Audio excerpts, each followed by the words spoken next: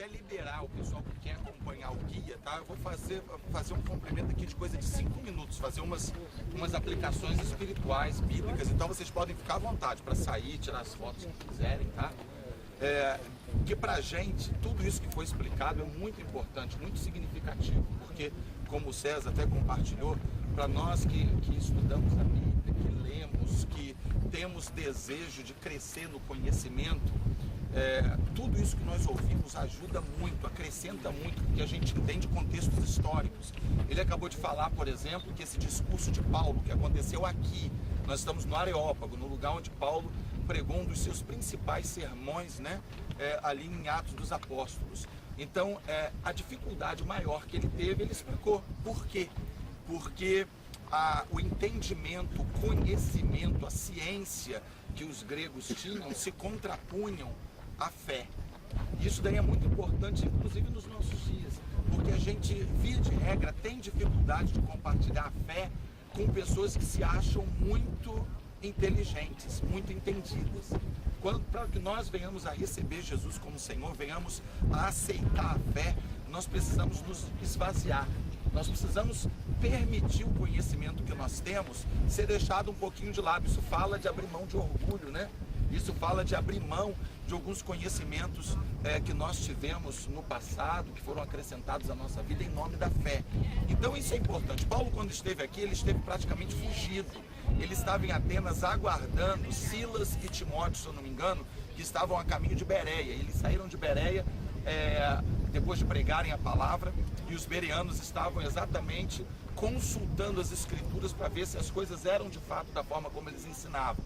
E a Bíblia diz no livro de Atos que enquanto Paulo esperava os dois, ele começou a pregar. E como o discurso dele era inteligente, era fundamentado, como nós acabamos de ouvir, os motivos pelos quais eram fundamentados, ele foi trazido para cá, que era o lugar das discussões sábias, das discussões filosóficas, e aqui então ele pôde discursar. Ele discursou e foi ouvido, foi escutado, porque ele teve estratégia. Eu acho que é uma coisa que vale a pena acentuar. Ele não olhou os deuses, a idolatria dos atenienses como um ponto crítico, como um ponto negativo. Às vezes nós olhamos para as pessoas e começamos a estigmatizar as pessoas. Aquilo ali é idólatra, aquilo ali é místico, aquele ali é imoral, aquele ali está fora da conduta ética cristã, aquele ali está cheio de lascívia, enfim. E nós às vezes excluímos as pessoas do evangelho sem antes darmos a elas uma chance. Jesus, ele deu uma oportunidade para a mulher samaritana exatamente dentro desse contexto. Ele pegou o que ela tinha de ruim, e quando ele liberou uma palavra, traz o seu marido, e ela falou, não tenho marido, ele falou, antes de falar que ela já tinha tido 5 e estava no 6º, ele disse o seguinte, olha, isso você falou com verdade. Ele enalteceu uma coisa boa. Ela estava falando de coisas ruins, mas ele conseguiu tirar uma coisa positiva. Para quê? Para chamar a atenção. Ele não julgou, e nisso ela parou para ouvi-lo. Então Paulo vê um monte de idolatria aqui, e ao invés de falar assim, vocês são idólatras, ele fala assim, vocês são muito religiosos. Ele faz a leitura pelo lado positivo, e com isso ele atrai a atenção das pessoas. Então nós precisamos aprender a fazer isso, olhar para as pessoas com a carga de maldições que ela tem, com os problemas, as raízes religiosas, às vezes paganizadas que elas possuem, e tentar aplicar isso de forma positiva, porque muitas delas estão com sede de Deus e precisam da nossa sabedoria, da nossa habilidade para aplicar da forma correta aquilo que elas necessitam ouvir. Então Paulo, ele se concentra num altar, no único altar que seria possível ele se concentrar. Ele diz, olha aqui, vocês adoram ao Deus desconhecido, é esse que eu venho anunciar para vocês. Eles não conheciam, a partir de hoje vocês vão adorá-lo, se quiserem adorá-lo, sabendo de quem se trata, quem é o sujeito. E ele começa então a falar sobre aquele que eles não conhecem. Ele busca estratégia para aplicar, para falar acerca de Jesus. O que nós precisamos é isso, é estratégia, porque bem na verdade as pessoas necessitam de um conhecimento que nós temos, mas às vezes não sabem.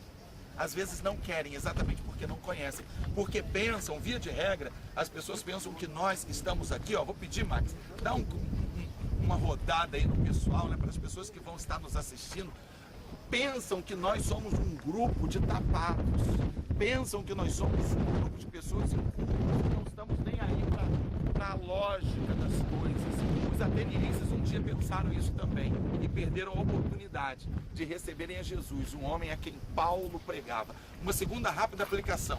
Paulo, enquanto aguardava Silas e Timóteo, ele começou a evangelizar. Ele não perdia tempo, ele não perdia oportunidades. Ele falava de Jesus em tempo e fora de tempo. Quando ele falou sobre isso em uma das suas cartas, ele falava de coisas que ele já praticava. Ou seja, nós precisamos aprender a viver o que nós pregamos. Se falamos de amor, nós estamos aqui vivendo dias que temos tido oportunidades assim ímpares de compartilhar o amor, né? Nós tivemos um pequeno contratempo no aeroporto, alguns aqui ficaram sem mala, e nós vimos aí um monte de gente compartilhando. Você está precisando de uma camisa, você está precisando de um tênis, enfim, compartilhar, dividir o que temos de uma forma, ninguém quis, mas de qualquer forma, assim, nós temos tido a oportunidade de compartilhar, de um tá sem dinheiro trocado, o outro vai e paga uma água, enfim, nós precisamos aprender a segurar as oportunidades de sermos de fato vivenciadores daquilo que nós pregamos. Isso é importante, né? E para concluir, como ele disse, no ponto crucial da mensagem de Paulo, eles preferiram virar as costas, porque Paulo começou a falar fora de uma linha de raciocínio que eles poderiam alcançar, porque Paulo passou a falar de ressurreição, ele começou a falar de coisas excepcionais, extraordinárias.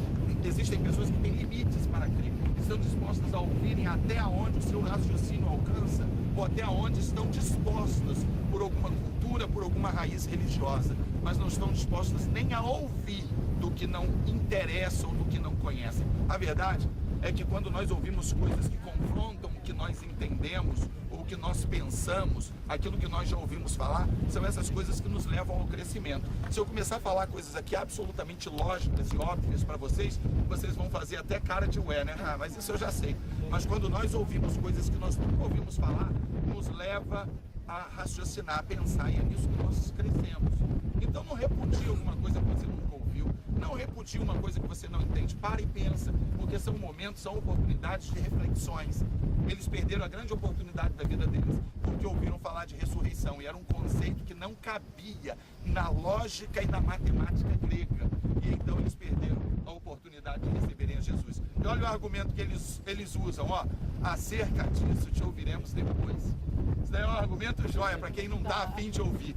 Isso é um argumento joia para quem não está a fim de ouvir. Quando nós não estamos a fim de ouvir, né? Nós damos bom dia ou perguntamos como é que tá e viramos as costas, nem deixamos o sujeito responder. Mas, né? Sr. Sérgio, mas a semente ficou, né? A semente ficou. A semente ficou. Mesmo, vamos concluir com essa fala, mesmo quando não somos ouvidos, mesmo quando as pessoas não querem receber Jesus, a semente ficou. Uma semente foi colocada aqui em Atenas há quase 2000 anos atrás, e nós andamos pela cidade e vimos muitas igrejas cristãs estabelecidas, algumas bastante antigas. Então o seu trabalho nunca vai ser vão. Você às vezes que está investindo na vida de um familiar, na vida de alguém que você às vezes paga preço em oração, não desista, porque sementes estão sendo colocadas ali e um dia elas vão lembrar dela. É por isso que via de regra as pessoas, quando estão com lutas espirituais, com problemas, elas procuram logo um crente, né? Ora por mim lá na igreja, ora por mim lá, não é verdade? Via de regra procuram a gente. Eu vou pedir para um dos pastores, Ricardo, Fernando, né? Para nós terminarmos esse momento com uma oração. Daqui a pouquinho.